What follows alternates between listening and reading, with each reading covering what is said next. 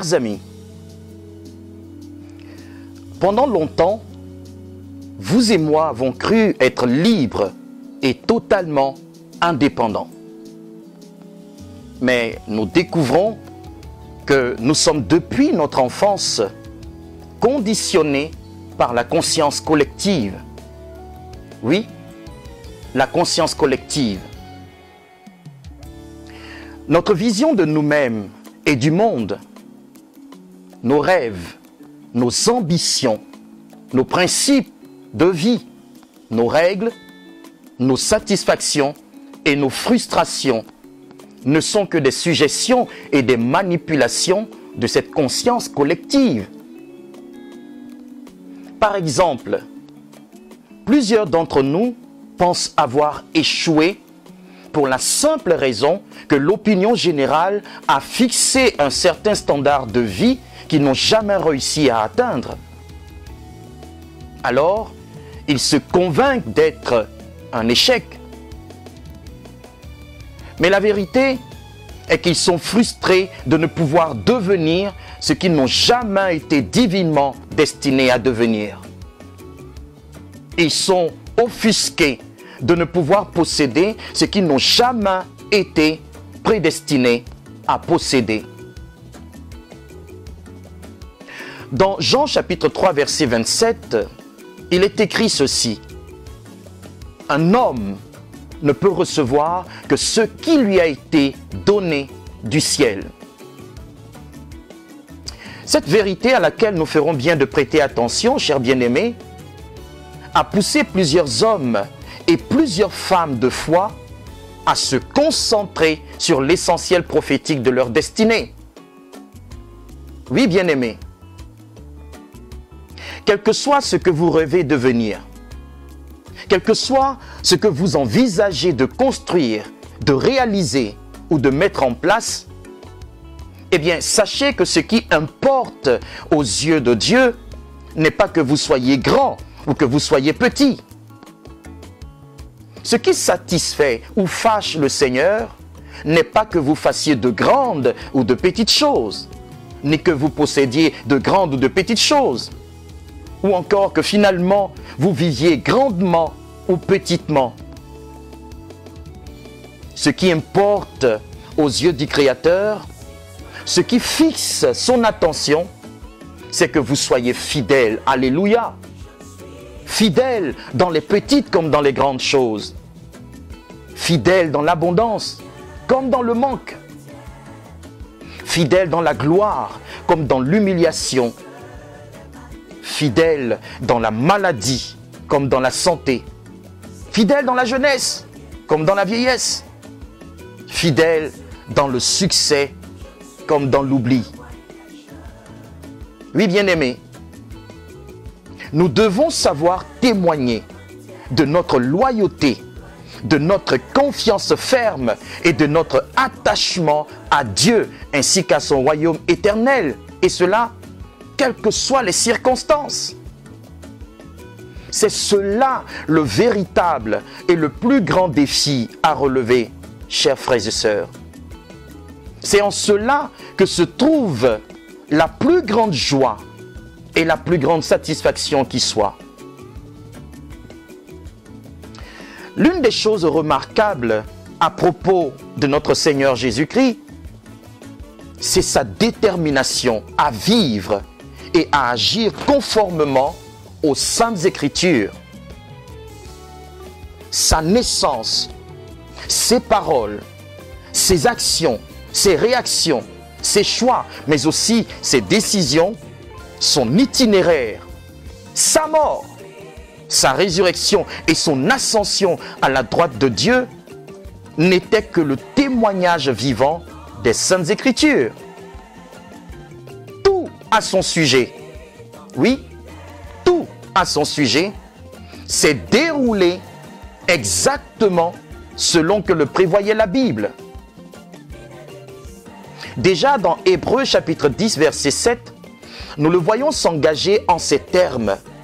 Jésus dit: voici, je viens dans le rouleau du livre. Il est question de moi pour faire ô Dieu, ta volonté. Et plus tard, après qu'il soit revenu d'entre les morts, il fait comprendre à ses disciples que sa vie terrestre n'était rien d'autre que le champ d'accomplissement de la parole de Dieu. La Bible dit, puis il leur dit, c'est là ce que je vous disais lorsque j'étais encore avec vous, qu'il fallait que s'accomplisse tout ce qui est écrit de moi dans la loi de Moïse, dans les prophètes et dans les psaumes. Alors, il leur ouvrit l'esprit afin qu'ils comprennent les Écritures.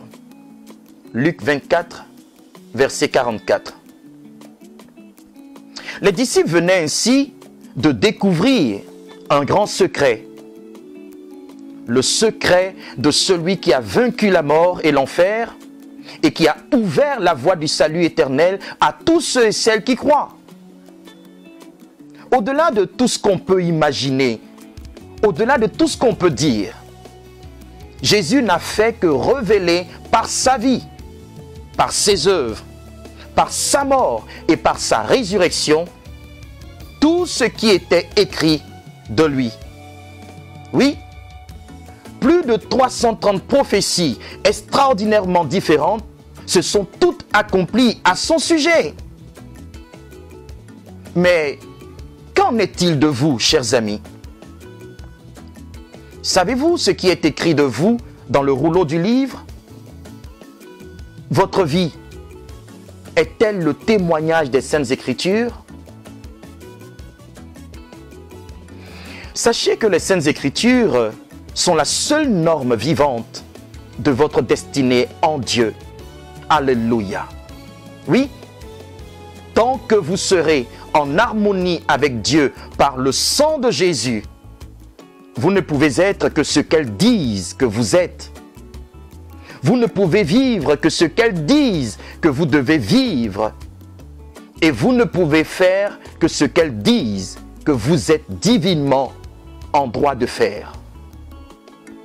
Oui, la Bible dit, un homme ne peut recevoir que ce qui lui a été donné du ciel. Ce que le ciel attend de vous et de moi, c'est que nous assumions les 4 courages de l'accomplissement. Oui, les 4 courages de l'accomplissement.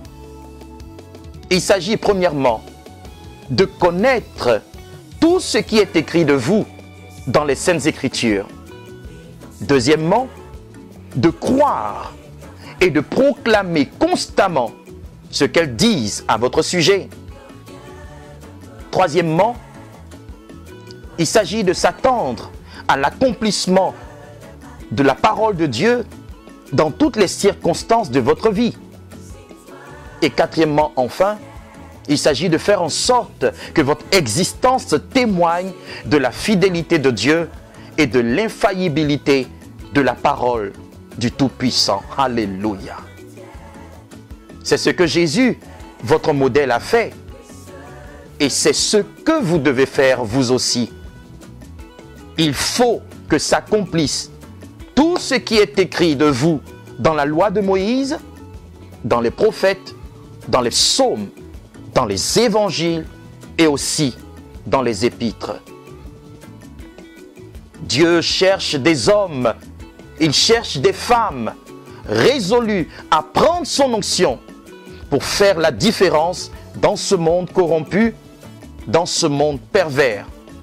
Oui, Dieu cherche des gens prêts à marcher à contre-courant pour relever le défi du succès dans tous les domaines de cette vie. Oui, chers amis, je crois que l'admirable conseiller tient à révéler au monde ses performances. Il veut manifester au monde ses talents. Dieu veut faire voir ses capacités. Il veut afficher son intelligence et sa sagesse infiniment variée, et cela dans tous les domaines de compétences. Mais il a choisi de le faire à travers des personnes déterminées comme vous. Dans cette nouvelle série, je vous propose d'aborder le sujet suivant.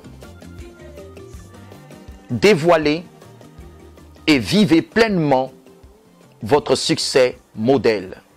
Je répète, dévoilez et vivez pleinement votre succès modèle. J'imagine que la première question qui vous monte à l'esprit est la suivante. Pourquoi devons-nous dévoiler et vivre pleinement notre succès modèle? Premièrement, parce que c'est la volonté de Dieu. Oui, c'est la volonté de Dieu. Dieu veut que vous et moi devenions des signes patents de réussite et des exemples de succès dans tous les domaines de cette vie. Nous sommes la preuve vivante que la réussite modèle est possible avec le chef béni de notre foi, Jésus-Christ de Nazareth. Alléluia. Pourquoi devons-nous être des modèles de réussite? Deuxièmement, parce que nous sommes armés de la compétence de Dieu. Voyez-vous, le plus gros investissement de Dieu en nous, c'est la fidèle et glorieuse présence de Jésus. La Bible dit, Christ en vous, l'espérance de la gloire. Colossiens chapitre 1, verset 27. Eh bien, parce que nous avons reçu dans notre cœur le Christ par la foi, eh bien, nous avons l'espérance certaine de la gloire, donc du succès. Nous sommes équipés de son énergie, de son caractère, de sa sagesse, de son intelligence, de son inspiration et de son autorité. Vous et moi disposons d'atouts divins pour réaliser une vie de succès qui témoigne de la sagesse de notre Seigneur et Sauveur. Pourquoi devons-nous dévoiler et vivre pleinement le succès modèle? Eh bien, nous devons le faire parce que, troisièmement, le monde cherche ce que nous avons. Voyez-vous, les atouts dont nous disposons gracieusement de la part de Dieu sont justement ceux dont le monde a besoin pour son équilibre et pour sa survie. Là où il y a les ténèbres, alléluia, nous pouvons offrir la lumière. Là où il y a le chaos, nous pouvons créer l'ordre. Là où il y a le désespoir, vous et moi pouvons susciter de l'espérance.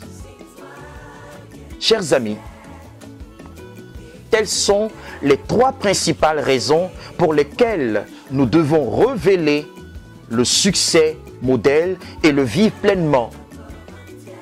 Maintenant, c'est à vous de vous y engager avec détermination. La volonté de Dieu pour vous est que vous réussissiez. Oui, mon frère, oui, ma sœur, le ciel t'a spécialement créé pour que tu y parviennes. Tu es né pour réussir. Tu es né pour vaincre et pour faire la différence. Tu es né pour triompher.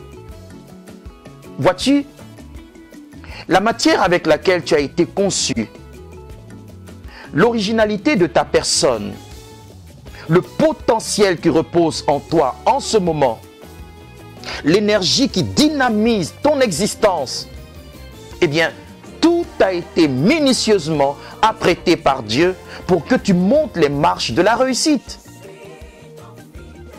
Mais de quelle réussite parlons-nous? De quel succès s'agit-il? Je vous propose de nous retrouver demain dans une autre vidéo pour en parler. Prenez soin de votre foi et shalom chez vous.